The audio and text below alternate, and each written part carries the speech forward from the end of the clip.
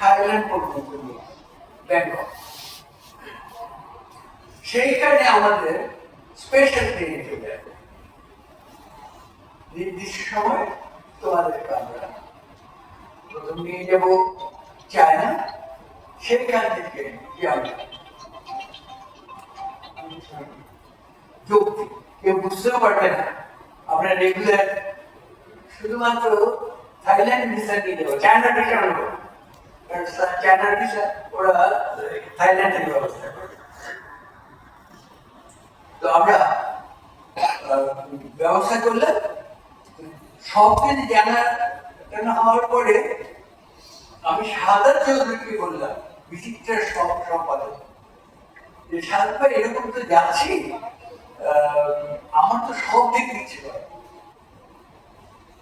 সব জায়গায় সব করতে ইচ্ছে করে, কোন দেশের মানুষ কিভাবে নেয় সেটা আমার বুঝতে ইচ্ছে করে। তো আমাদের আইটিনারি হচ্ছে মানে যাওয়ার পথে এবং ফেরার পথে আমরা থাইল্যান্ড যাচ্ছি, তো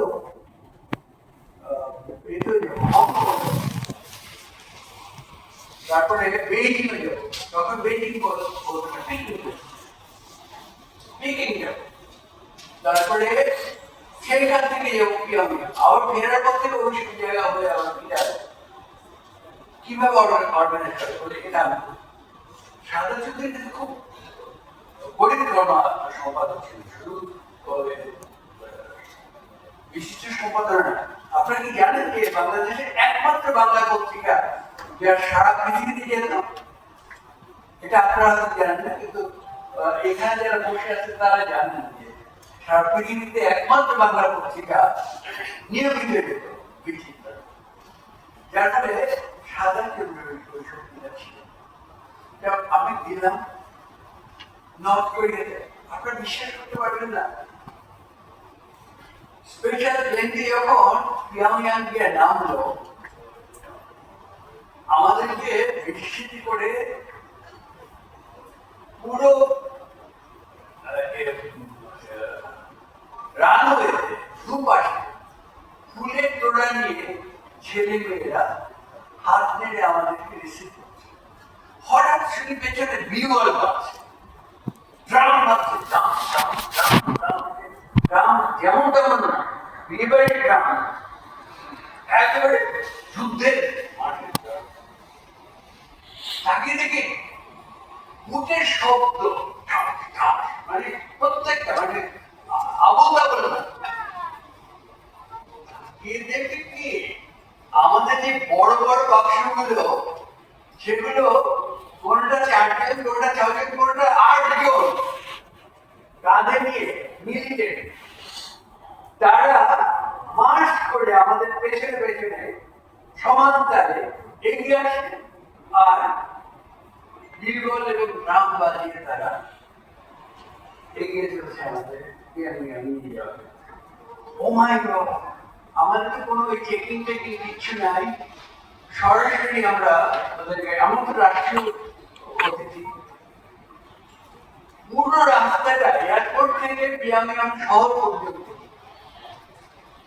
দুই পাশে হাজার হাজার কি লাখ লাখ হতেও পারে, আমি জানি না, হাজার হাজার পথে ছেলে মেয়েরা রাস্তার দুপাশে ফুলের তোড়া নিয়ে আমাদেরকে স্বাগত দেওয়া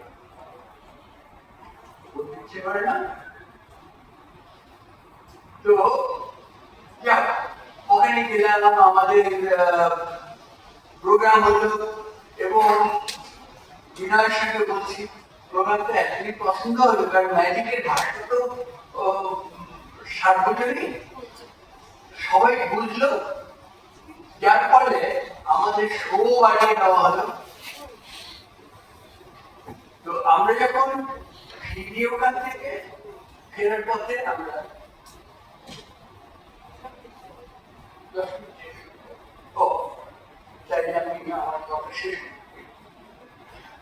শেষ করে আমরা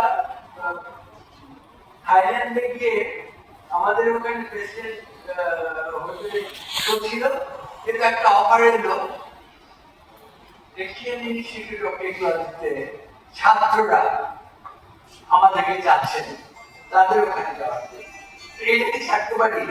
আমার দেশে ছাত্রের ওখানে আছে, সেখানে গেলাম। আমার